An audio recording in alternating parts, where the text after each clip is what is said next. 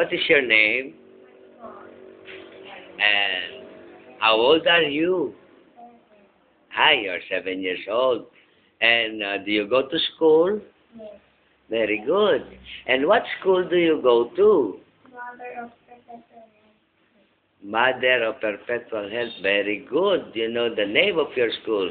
Can you tell us the name of your teacher, please? Mrs. Takutan. Please speak louder, please. Mrs. Takutan. Mrs. Dakutan. Oh, is very good. Is she your advisor? Yes. Very good. How many teachers do you have? Ah, very good. And what is your favorite subject? Science. Ah, very good. And what is the schedule of your time of your classes? 7:30. Up to? 12:30. Ah, so you're already off the school. Okay, thank you. Thank you. Bye-bye. You say bye-bye. Bye-bye. Yeah.